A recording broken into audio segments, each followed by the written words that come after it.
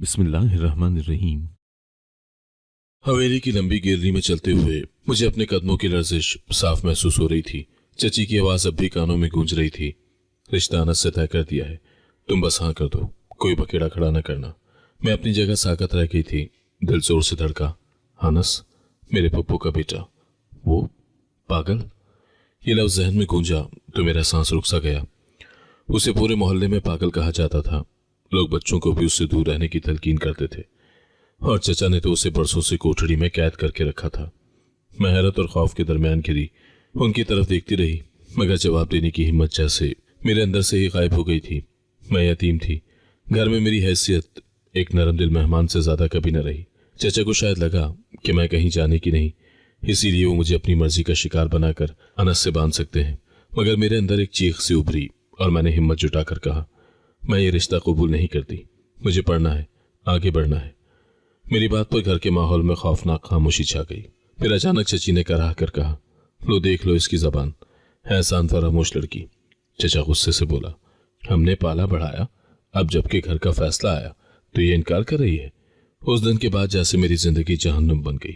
चची हर काम में नुक्स निकालती, चचा हर वक्त ताने देते और मुलाजमाएं तक मुझे अजीब नजरों से देखने लगी।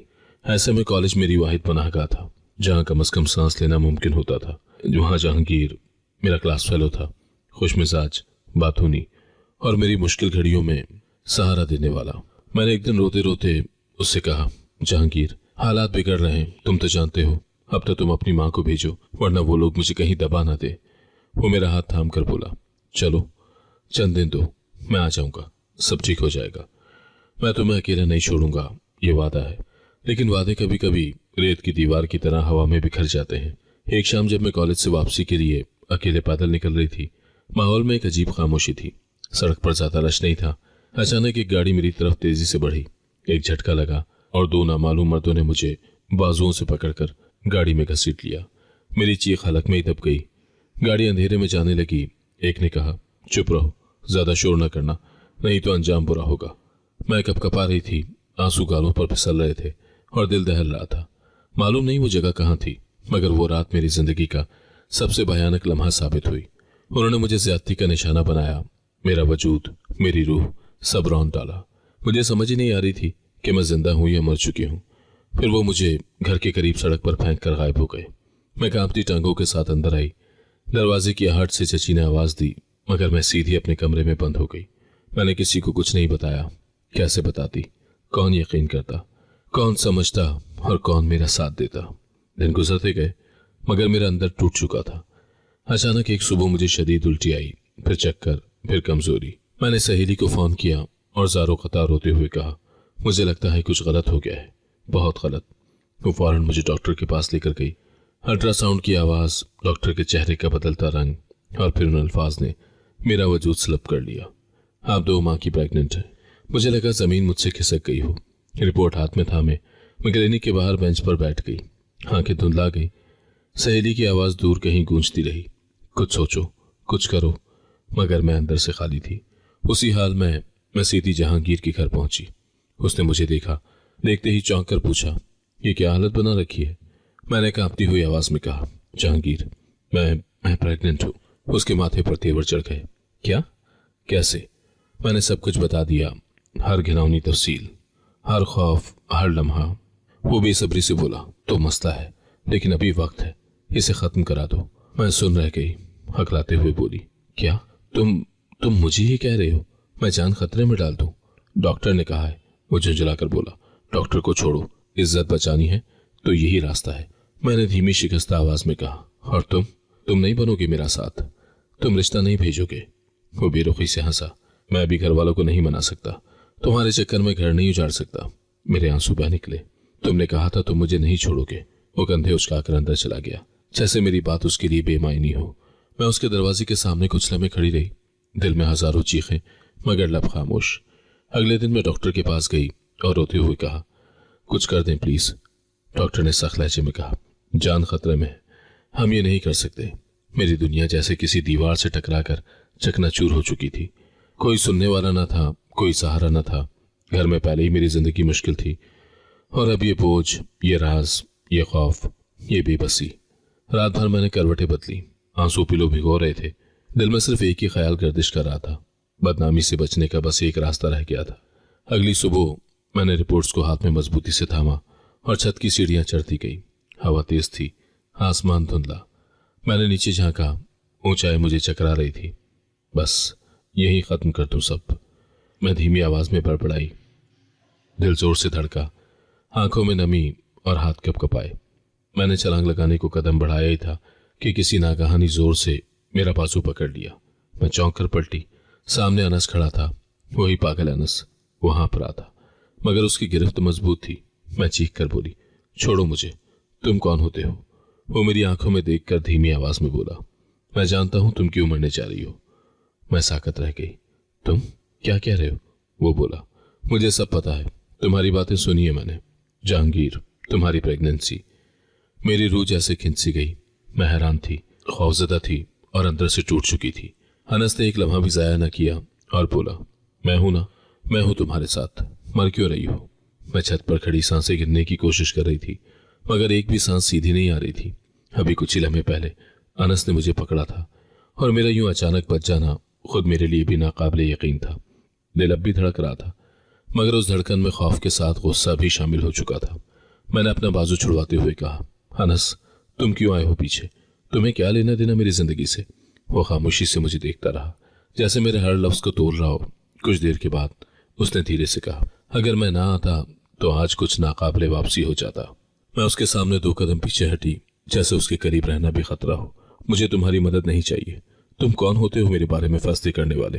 अनस ने अपनी नजरें आसमान की तरफ उठाकर फिर मेरी तरफ देखा। काश तुम जानती कि मैं कौन हूं और तुम मेरे लिए क्या हो। उसकी बात सुनते हुए मैं एक लम्हे को चुप हो गई, मगर फौरन खुद को संभाला। तुम बस एक चीज बताओ, तुम्हें मेरे बारे में सब कुछ कैसे मालूम हुआ? वो कुछ लम्हे खामोश रहा, फिर बोला, जब तुम छत पर फोन पर रो रही थी, मैं नीचे अपने कमरे में था। आवाज आ रही थी, तुम जहांगीर से बात कर रही थी। मैंने सब सुन लिया था। उसका लहजा खुरदरा नहीं था, अजीब तरह का नरम था, मगर मैं उस लम्हे किसी बात पर यकीन करने की पोजीशन में ही नहीं थी। मैंने बेचैनी से कहा, तो क्या फायदा था ये सब जानकर? तुमने क्या कर लिया? तुम लोग तो मुझे पहले ही पागल समझते हो, अब मेरा मजाक भी बनाओगे? वो फौरन बोला, मैं पागल नहीं हूं, ना तुम्हारा मजाक बनाना चाहता हूं। मैंने तुम्हें बचाया है। मुझे उसकी बात पर हंसी आ गई। किस चीज से बचाया? अपनी इज्जत से भी गई, जिंदगी से भी थक गई। कोई सहारा नहीं, कोई रास्ता नहीं, और तुम कह रहे हो कि तुमने मुझे बचाया है? अनस ने एक गहरी सांस ली और बोला, हाँ, क्योंकि तुम मरने जा रही थी और तुम्हें मैं मरने नहीं दूंगा। मैं उसके लहजे की सख्ती से घबरा गई, मगर उसने फौरन नरम होकर कहा, तुम इस बच्चे से क्यों खौफजदा हो? मेरी आंखें फैल गई। तुम्हें इस बारे में बात करने का भी हक नहीं। वो सर झुकाकर बोला, मुझे है, क्योंकि ये बच्चा मेरा है। मेरी सांस रुक गई, आंखों के सामने अंधेरा छाने लगा। क्या? मैंने हकलाते हुए कहा, क्या बकवास कर रहे हो?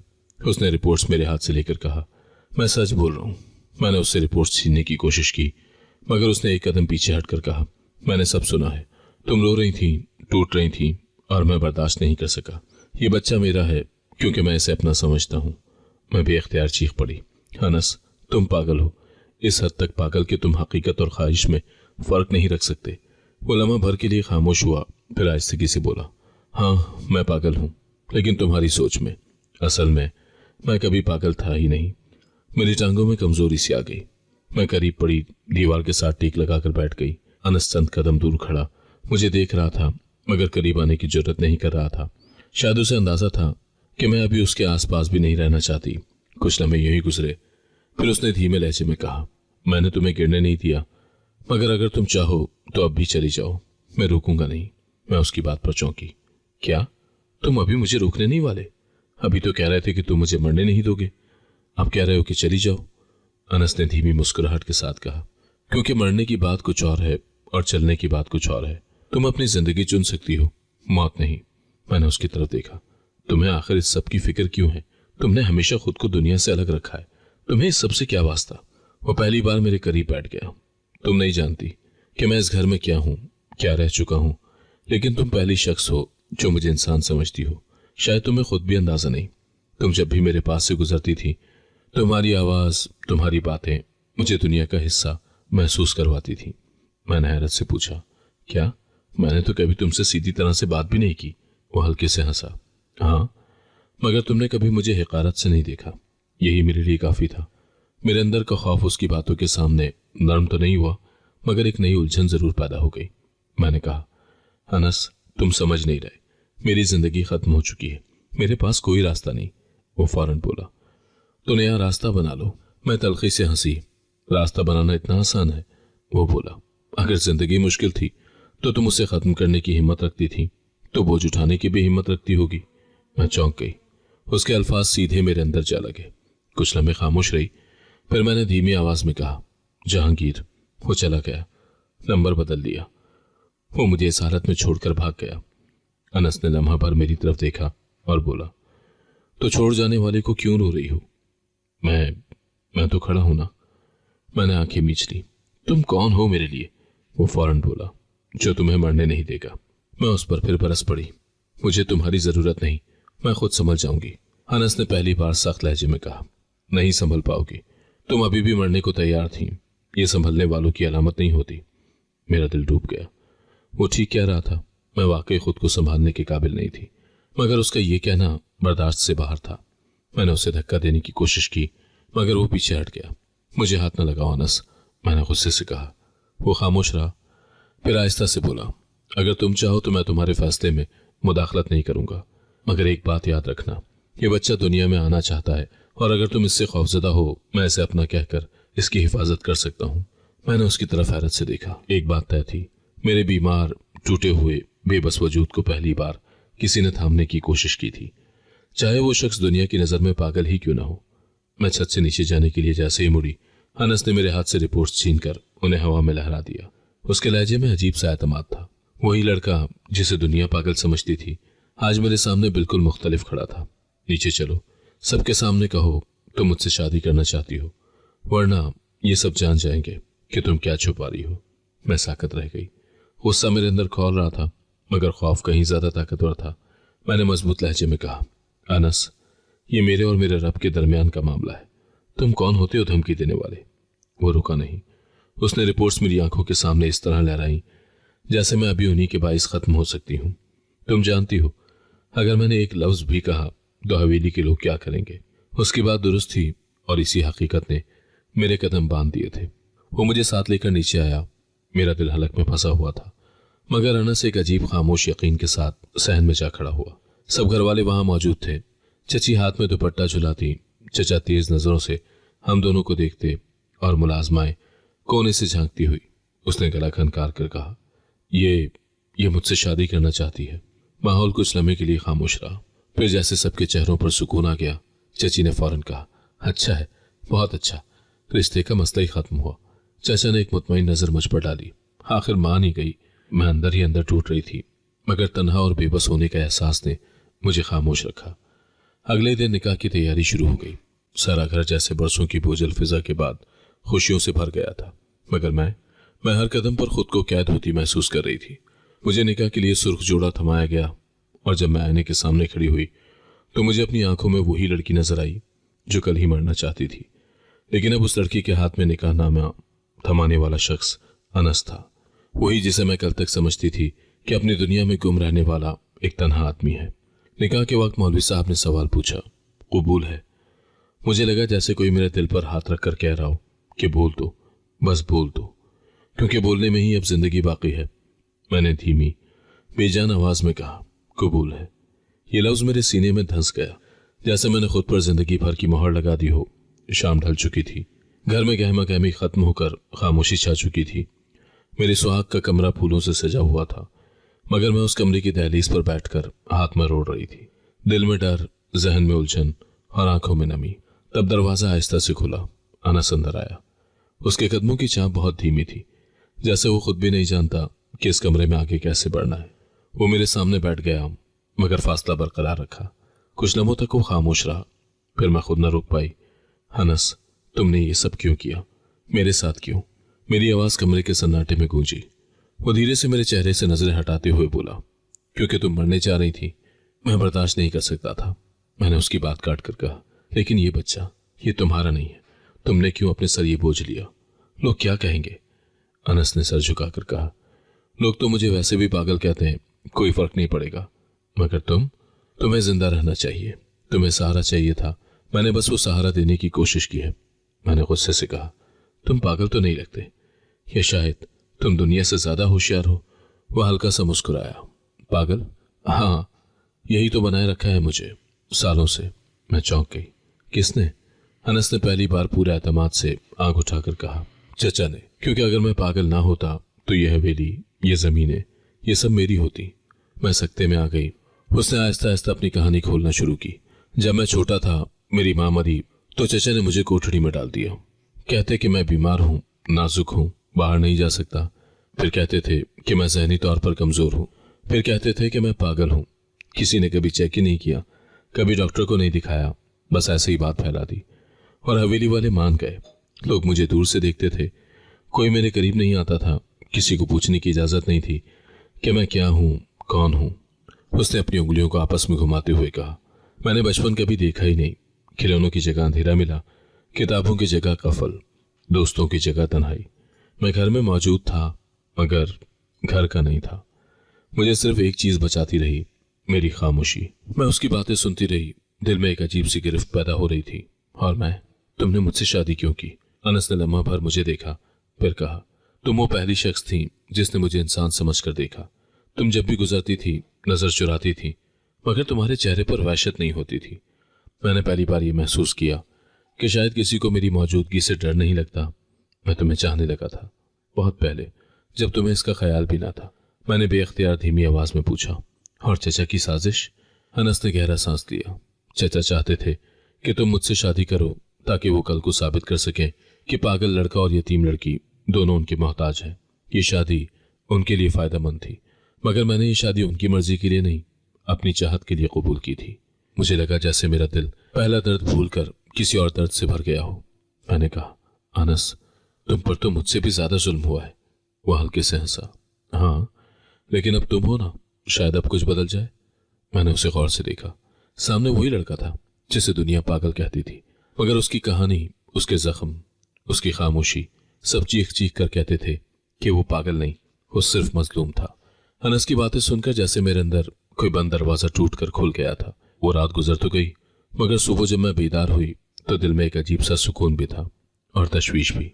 मैंने पहली बार महसूस किया कि ये रिश्ता जबर से बना जरूर था, मगर उसमें कुछ ऐसा था जो मुझे बेख्तियार सोचने पर मजबूर करता था।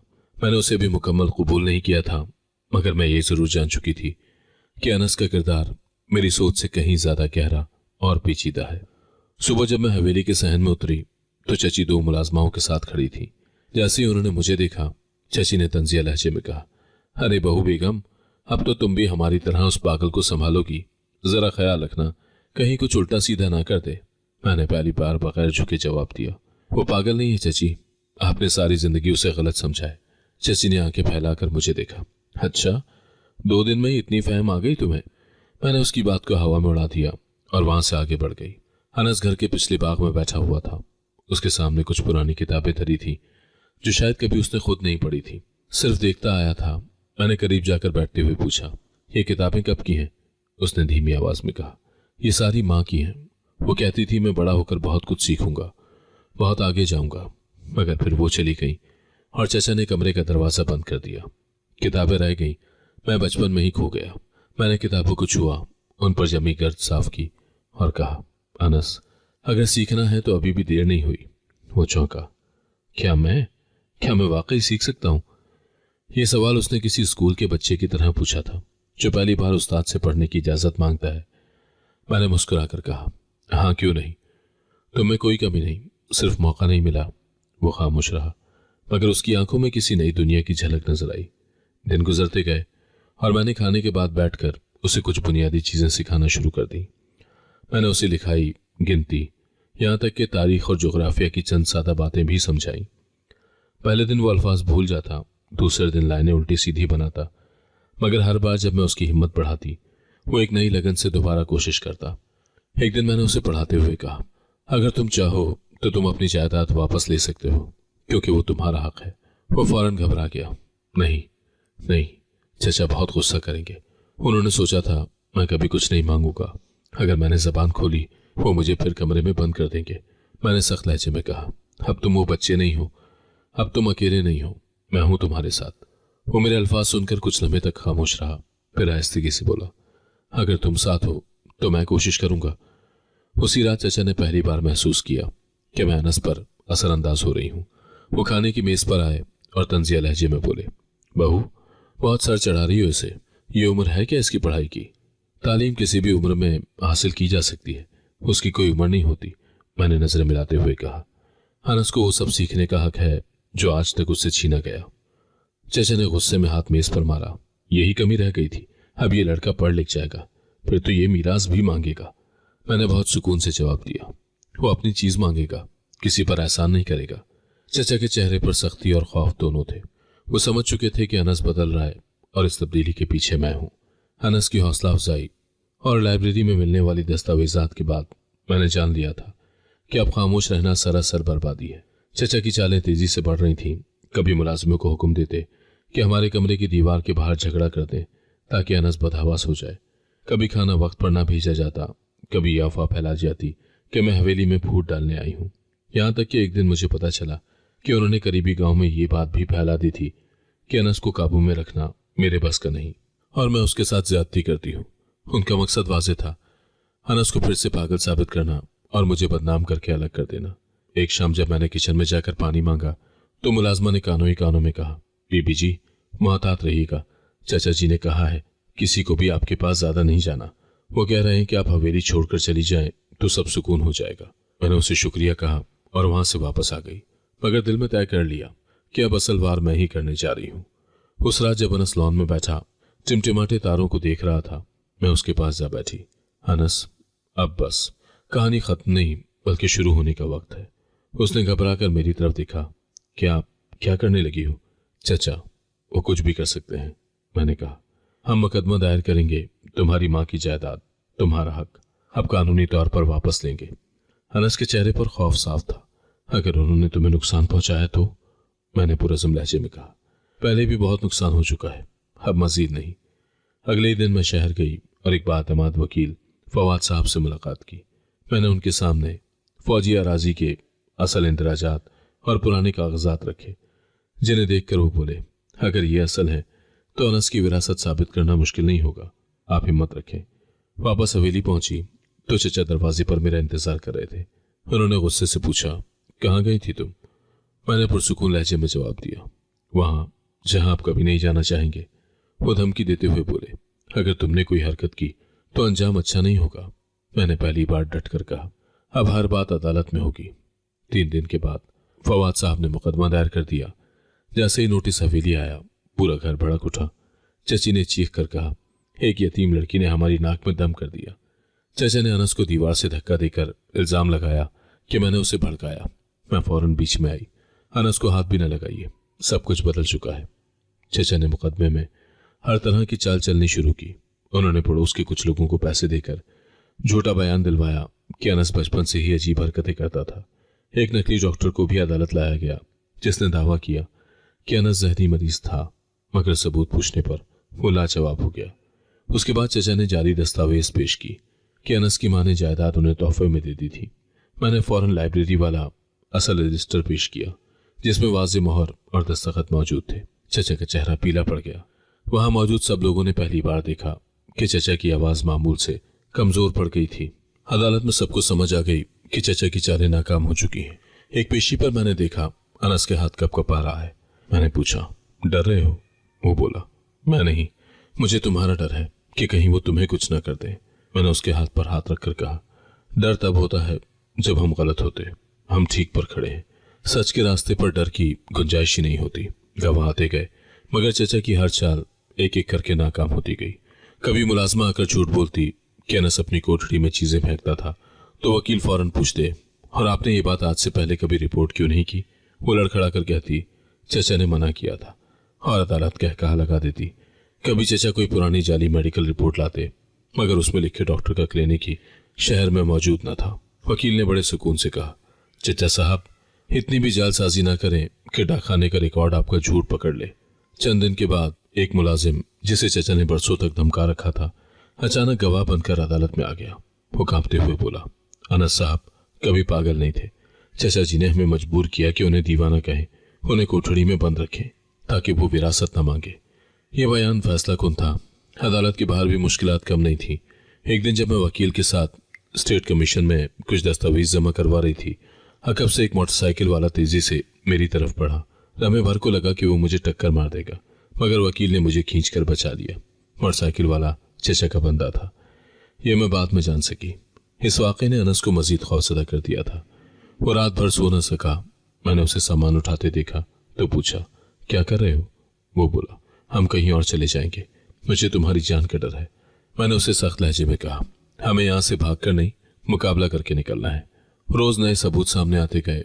वकील ने सरकारी रिकॉर्ड, रजिस्ट्री दफातर की तस्दीक, गांव के बुजुर्गों के बयानात और अनस के स्कूल के पुराने दस्तावेजात तक निकाल लिए, जिनसे साबित हुआ कि चचा ने जानबूझकर अनस को तालीम से दूर रखा था।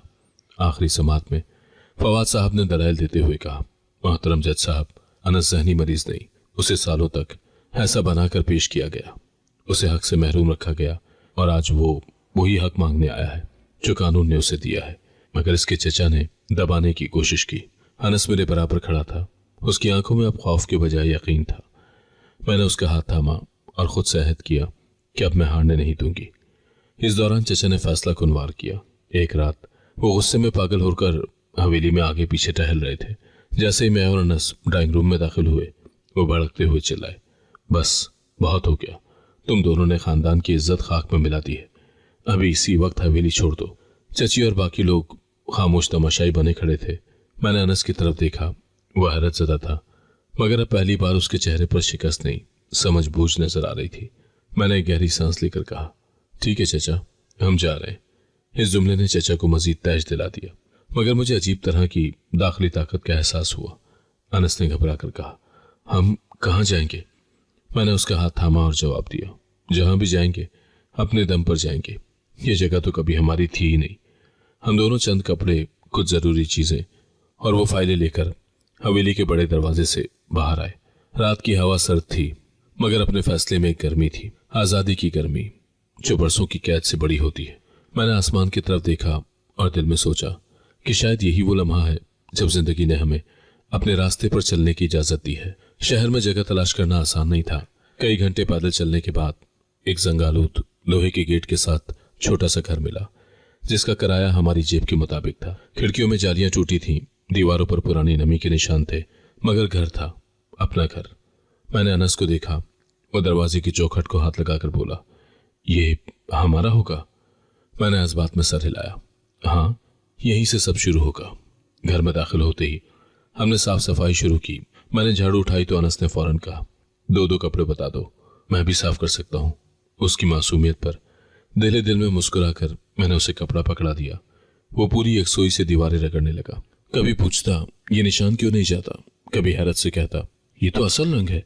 मैंने कहा, हाँ, लेकिन थोड़ा मेहनत से सब ठीक हो जाएगा।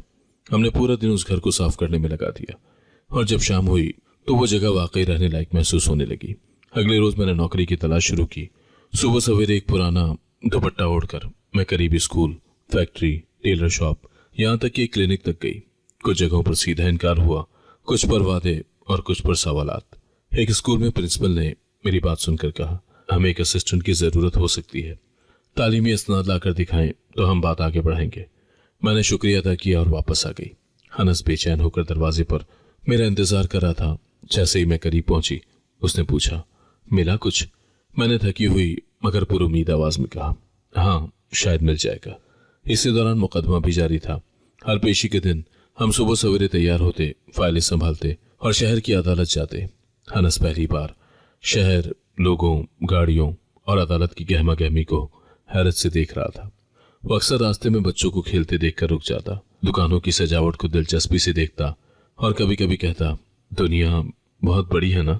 मैं मुस्कुराकर कहती, हाँ अनस, बहुत बड़ी है और अब तुम इसका हिस्सा हो। अदालत में चचा के वकील हमें तीखे जुमलों से कमजोर करने की कोशिश करते, मगर फवाद साहब हर सवाल का जवाब पुरसुकून अंदाज में देते। एक दिन वकील ने तंजिया कहा, अनस कैसे अपना हक मांग सकता है? उसे तो अपने नाम का हिज्जे भी नहीं आते। ये सुनकर अनस का चेहरा बुझ गया। मैंने उसकी तरफ देखा और धीरे से कहा, हिस्से आने लगेंगे, तुम फिक्र न करो। घर वापस आकर मैंने उसके साथ बैठकर उसके नाम की लिखाई करवाई। पहले दिन अलिफ, नून, सीन 3 मुख्तलिफ जावियों से लिखी हुई लकीरें बनती रहीं। मगर दूसरे दिन उसने उन्हें जोड़कर अनस लिख लिया। ये लफ्ज काट कर कागज पर देखता रहा, फिर मेरी तरफ हैरत से देखकर बोला, ये मैंने लिखा? मैंने कहा, हाँ तुम ही ने। उसके चेहरे पर छोटी सी कामयाबी की बड़ी खुशी चमक रही थी। नए घर में जिंदगी बतदरीज बेहतर होने लगी। मैंने स्कूल में असिस्टेंट टीचर का काम शुरू किया। माहाना तनख्वाह बहुत ज्यादा नहीं थी, मगर इतनी जरूर थी कि हम किराया, राशन और बिजली का बिल अदा कर सके। अनस भी रोज नए काम सीखने लगा। बाजार से सौदा लाना, घर के लिए पानी भरकर लाना और रास्ते पहचानना। एक दिन वो हैरत से बोला, पहले मुझे लगता था दुनिया बस वही कोठरी तक है, अब लगता है जैसे मैं जिंदा हूं। हमारे नए घर की गली वाले भी बहुत अच्छे थे। एक दुकानदार रशीद अनस को हमेशा मुस्कुराकर सलाम करता। कभी कहता, भाई चाय पीकर जाना। कभी उसे अपने बेटे के साथ बैठकर पेंटिंग करने देता। अनस ने पहली बार किसी गैर से बातचीत की और मुझे लगा कि वो दुनिया में अपने कदम जमा रहा है। एक दिन स्कूल से वापस आई तो देखा अनस दरवाजे के बाहर एक छोटी लड़की को पानी पिला रहा है। मैंने पूछा, ये कौन है? वो बोला, ये रो रही थी, जूता टूट गया था। मैंने इसे बैठने को कहा, इसका घर पास ही है। मैंने पहली बार उसे यूं दूसरों को संभालते देखा। ये वही लड़का था जिसे बरसों किसी ने सहारा नहीं दिया था, अब वो दूसरों का सहारा बन रहा था। इसी दौरान चचा की साजिशें भी जारी थी। एक दिन घर से अदालत जाते हुए पीछे से एक नामालूम शख्स ने हमारे पीछे आकर कहा, केस वापस ले लो वरना अंजाम अच्छा नहीं होगा। मैं रुकी, उसकी आंखों में सीधी देखकर कहा, हम नहीं डरते, जाकर चचा को बता दो, यहां अब धमकियां नहीं चलेंगी। दिन रात मेहनत और सब्र से हमारा एतमाद बढ़ता गया। अनस ने मुझ पर भरोसा करना सीखा और मैंने भी उसकी खामोशी के पीछे छुपा मजबूत इरादा महसूस करना शुरू किया। हम दोनों ने महसूस किया कि एक दूसरे का सहारा बनना ही सबसे बड़ी कुव्वत है। घर में अक्सर बिजली चली जाती तो हम मोमबत्तियां जलाकर बैठते। मैं अदालत की तैयारी करती और अनस लकड़ी की छड़ी से मोमबत्तियों की रोशनी में अपना नाम लिखने की मशक करता। एक रात उसने अचानक कहा, अगर मैं जीत गया तो मैं तुम्हें एक बड़ा सा घर दूंगा। मैंने हल्के से मुस्कुराकर कहा, घर बड़ा हो या छोटा, बस उसमें सुकून होना चाहिए। वो लम्हा मेरी जिंदगी में पहली बार इतना पुरसुकून लगा। हम बेघर जरूर थे मगर आजाद थे, गरीब थे मगर इज्जत के साथ जिंदा थे। मुकदमा भी जारी था मगर हम दोनों एक दूसरे के साथ सच्चे थे।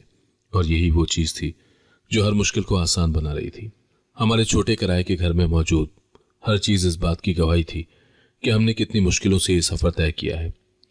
दरो दीवार खामोश थे, लेकिन उनके बीच गूंजती हुई मेहनत, सब्र और जिद्दोजहद की आवाजें हम दोनों को मजबूत बना चुकी थी। मुकदमा अब आखिरी मरहले पर आ चुका था और साथ साथ हमारे रिश्ते का एक नया वजूद भी बन रहा था। वो वजूद जो न मजबूरी से, न तर्स से, बल्कि बाहमी एतमाद और मुसलसल साथ निभाने से तश्कील पा रहा था। अदालत की आखिरी पेशी का दिन खासा धुंधला और ठंडा था। मैंने सुबह जल्दी से अनस को उठाया और कहा, आज शायद सब बदल जाएगा। उसने नरसती हुई आवाज में पूछा, बदलेगा? अच्छे के लिए या बुरे के लिए? मैंने उसके कंधे पर हाथ रखा, अच्छे के लिए, इंशाअल्लाह। हमने सच बोला है, बाकी रब जाने। रास्ते में जाते हुए हम दोनों ने देखा कि अदालत के आसपास हुजूम मामूल से ज्यादा था।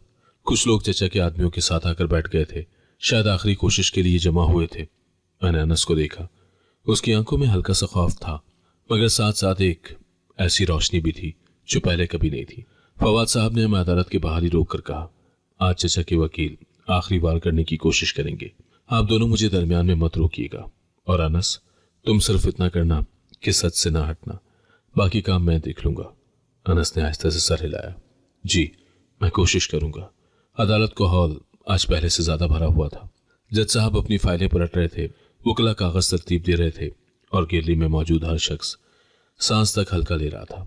फवाद साहब ने हमारे केस के अहम नुकात दोबारा तरतीब दिए और फिर मुझे कहा, आप बैठ जाएं, अब बहुत कुछ सामने आने वाला है। पेशी शुरू हुई तो चचा के वकील ने पूरी शिद्दत के साथ हमें कमजोर दिखाने की कोशिश की। वो बार बार कह रहा था, अनस को सारी जिंदगी जहनी मसला रहा है, वो फैसला साजी के काबिल नहीं, उसकी बीवी उसे इस्तेमाल कर रही है। मैंने ये जुमले 1000 बार पहले भी सुने थे मगर आज उनका असर मेरे दिल पर बिल्कुल ना हुआ। फवाद साहब खड़े हुए और बड़े सुकून से बोले, अगर अनस जहनी मरीज है तो क्या आपके पास कोई सरकारी मेडिकल रिपोर्ट है? सामने खामोशी छा गई। वकील ने कुछ कागज लहराने की कोशिश की मगर फवाद साहब ने फौरन कहा, यह वो जाली रिपोर्ट है जिसमें दर्ज डॉक्टर का क्लिनिक 2 साल पहले बंद हुआ था। अदालत में जारी दस्तावेजात जमा करवाना जुर्म है जज साहब ने सख्त नजरों से वकील को देखा। यह बहुत संगीन मामला है। क्या आप वाकई अदालत को झूठी रिपोर्ट देना चाहते थे? वकील के चेहरे का रंग उड़ गया और वो फौरन पीछे हट गया।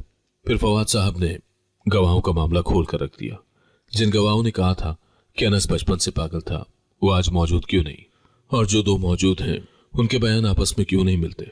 अब तो अदालत में सरगोशियां होने लगी, लेकिन वाज़ेह था कि हकीकत आहिस्ता आहिस्ता सबके सामने खुल रही है। उसके बाद फवाद साहब ने वो रिकॉर्ड दिखाया जो लाइब्रेरी से मिला था। उन्होंने ऐलान किया, ये रजिस्टर, ये मोहर, ये दस्तखत सब साबित करते हैं कि जमीन का असल वारिस अनस है। उसकी मां की मलकियत कभी भी चचा के नाम मुंतकिल नहीं हुई। चचा भी इख्तियार खड़े हुए। ये सब झूठ है, सब झूठ। जज साहब ने उन्हें सख्ती से बैठने का हुक्म दिया। उनके गुस्से, उनकी बौखलाहट, उनकी आंखों में अब झलकता हुआ खौफ सब बता रहा था कि उनके पास कोई जवाब नहीं बचा। इस दौरान अनस को गवाही के लिए बुलाया गया। मैंने उसका हाथ थामा। डरो नहीं, मैं यही हूं। वो आहिस्ता से बोला, मेरा दिल तेज धड़क रहा है। मैंने कहा, यही धड़कन बता रही है कि आज तुम आग के साथ खड़े हो। अनस अदालत के सामने खड़ा हुआ। वो लरज रहा था, मगर उसकी आवाज में सच था। उसने कहा, मुझे पढ़ने नहीं दिया गया, मुझे कमरे में रखा गया। मुझे कहा गया कि मैं कुछ नहीं हूं, मगर मैं पागल नहीं हूं। मैं बस अकेला था, और जब मैंने हक मांगा तो मुझे खौफ दिलाया गया। उसकी आवाज रुक गई तो मैंने नफी में सर हिलाकर उसे दोबारा हिम्मत दी। आखिर में फवाद साहब खड़े हुए और कहने लगे, एक इंसान से उसकी आवाज, उसकी तालीम, उसकी दुनिया छीनकर उसे पागल साबित किया गया। सवाल ये नहीं है कि अनस पागल है या नहीं, सवाल यह है कि उसके साथ जुल्म किसने किया और क्यों। हॉल में मुकम्मल खामोशी छा गई। जज साहब ने फाइल बंद की और ऐलान किया, अदालत आज फैसला सुनाने के लिए तैयार है। सबके चेहरे फैसला पढ़ने को बेताब थे। मेरे दिल की धड़कन लम्हे लम्हे के साथ दांत कटकटा रही थी। जज साहब ने साफ आवाज में कहा, अदालत तमाम शवाहिद, बयानात और दस्तावेजात के बाद ये फैसला देती है कि अनस ना जहनी मरीज है, ना नाअहल। उसकी जायदाद उसका कानूनी हक है और उसे फौरी तौर पर वापस दिलाई जाती है।